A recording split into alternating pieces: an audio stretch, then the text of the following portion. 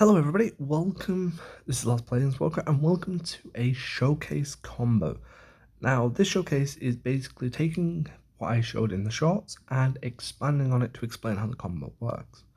So in the short, I showed you a Relic Roar and Skullspore Nexus combo. Now, Relic Roar is a 9 mana common that, base power and toughness of a target creature becomes 6/4 until end of turn, then that creature gains a dinosaur subtype until end of turn.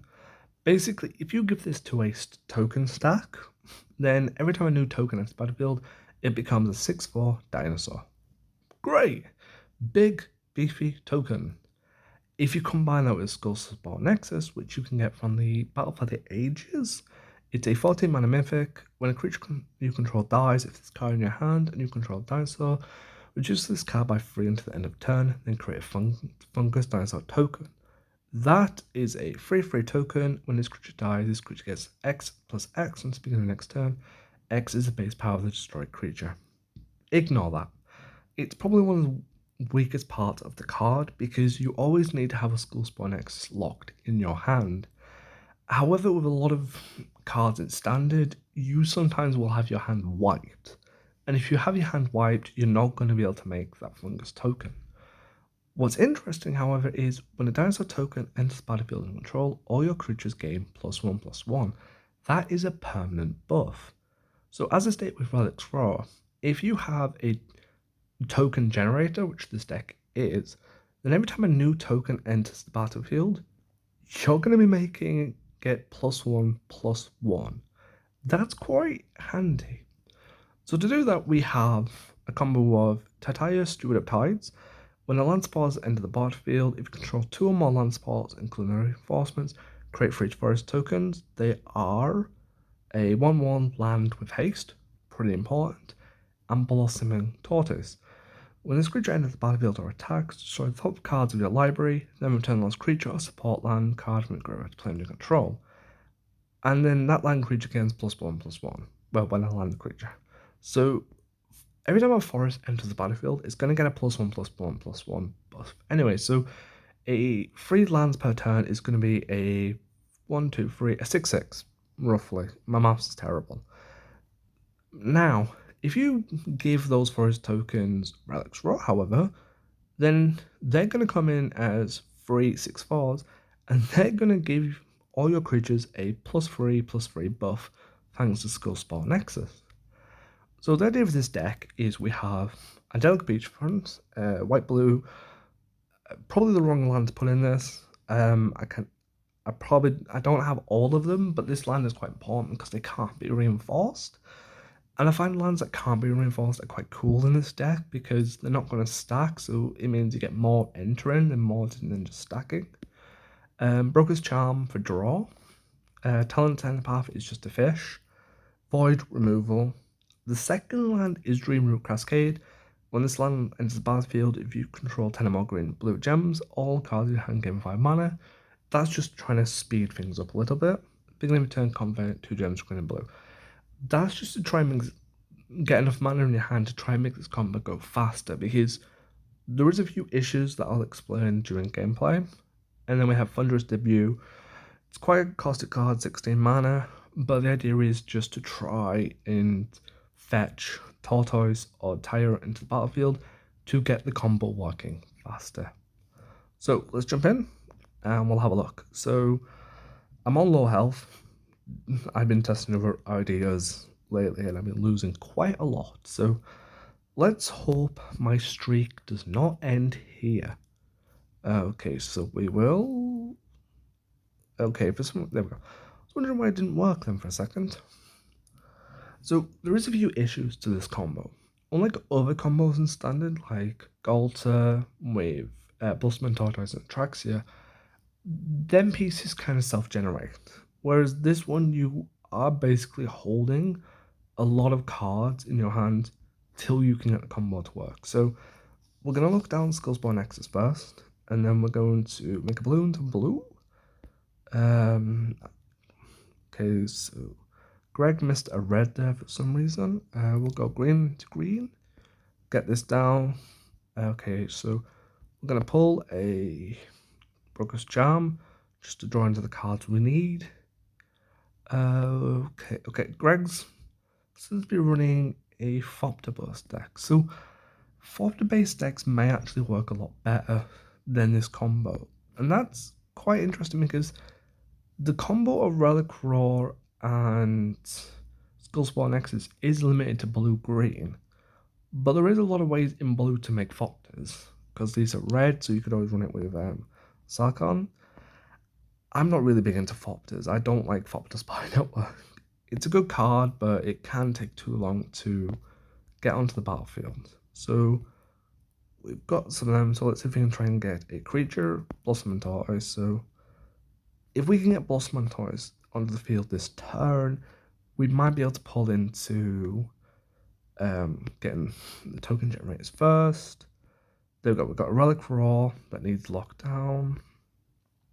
Okay, oh there we go, we've got Tire in the board. That's what we need. So, two Relic Roars. Let's fetch a land. Perfect, so we've got everything set up already. What we need now is we need to hope Greg doesn't kill us this turn. He's not going to. It's a miracle. Hallelujah. Okay, so there's converting. So let's start the shenanigans. Okay, so we've got one. So we should be able to start the combo off this turn. That's a fractal. Yeah, Skullspore Nexus on the board. Just had to double check because when I last ran this, Skullspore Nexus wasn't on the board. So that buff right there is from Blossom and Tortoise, so it's a 6/6. So we're going to make that now a beefy dinosaur. So the land's going to come into play, and it's going to get Blossom and Tortoise boof. And here we go, the Skullspore triggers, and when another comes in, it will get a buff from Blossom and Tortoise. Skullspore triggers, everything gets buffed. There's probably a lot more faster ways to do this. I kind of like this way because I'm taking a card like Tire, which isn't a perfect card because trying to get so many lands on the board in a turn isn't kind of useful at times. So it's nice to take a card that may not look fun because you're getting 3 tokens per turn and then making it big. So we're going to convert a lot of gems. Hallelujah. Okay, so what we want to do is we want to put Relic Roar at the top again, and then we'll try and fetch another land. Okay, that's going to get 5 mana, because we want to make it beefy again, so we'll go for a 5 swap. Then we'll give Relic Roar back to our tokens. Our tokens are big enough now to swing and hit Greg for a win. So this turn we're going to win. And now got triggers again. So in this deck, it gets big quick. And getting big quick is very fun. However, the problem with this deck is there's a lot of moving parts to it. So you've always got to try and have like the right setup. But it's not limited to just these 2 cards. If you have Relic Roar and Skullspore Nexus, there is probably faster ways you can find using different token generators. So Fopter Network wouldn't work because that creates the Fopters at the beginning of the turn. There is a mythic, I think it's Aircraft Vehicle Hanger or something like that. That's probably not even a real magic card. But when you make a swap, you make a Fopter token. So that one may be useful. Let's see. Let's go into white. We're going to win this turn anyway. So 17 and game, set, match. So if Greg had a high life total, we would have swung him for a 93 token.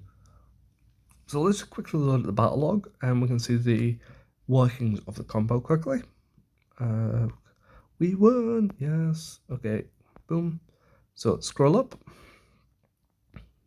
Turn 9. So as you can see, cast Forest, Blossom Taurus, Skullspore Nexus, triggers. Everything triggers to make some very big, beefy creatures. So that's how the deck works. And I could end the video there with a big bells and whistles, we've got the deck working. But I'd like to point out a few flaws in the deck first, because the problem is, in this deck, it's the fastest I've managed to make Relic Roar and Skullspore Nexus work. There is other cards in Standard that make tokens that you could probably expand on.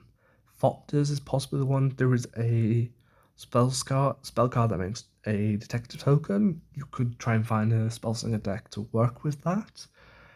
There is probably a lot more to work with, but I found this one more reliable because with Blossom and Toys, you are guaranteed to try and fetch a land from your grave per turn, and thus with Steward of Tides, you are guaranteed to make a forest token. So, and with this being on combat, you are guaranteed to trigger Relics Roar and Skullspore because without Flash, you can't cast Relics Roar on Greg's turn, so at the beginning of your turn, you're not going to be able to suddenly make tokens unless you get a 5 swap.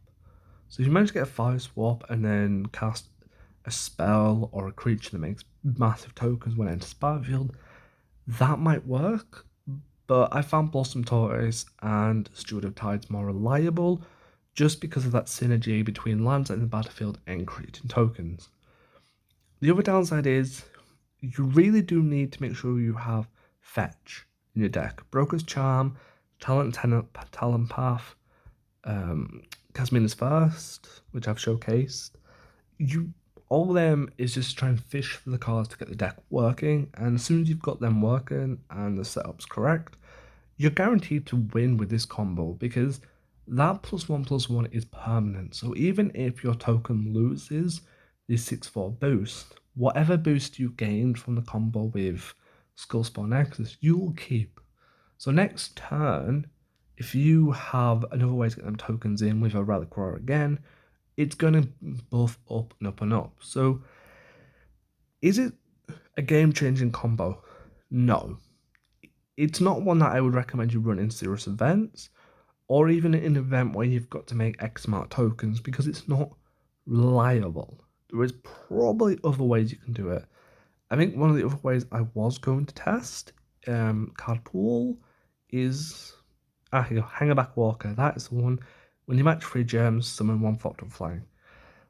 You could try that, but its mana cost is quite high, so it might be a bit difficult. The other one you could test is Galter and Marveran. 25 high cost, but with cards like Cruncher's Debut, you could probably pull it. Give them by vampire tokens the 6/6 when you attack and you make more of them, everything will get a big buff. Would be kind of cool to see how high you could get Galter and Marvin because its base cost is 12/12, so I may test that off camera and see what synergies I could get from that. But right now the most reliable way I found is Blossom and Tortoise and Steward of the Tides. I hope you've enjoyed this video and I hope this explains the shorts. Going forward, shorts will be snapshots of combos, and then I will follow them up with videos like this explaining how the combo works. Over time, I hope to expand this channel with random combos, random little tests, and some shenanigans that I love to play in the game. So I thank you all for watching, and I'll see you all next time.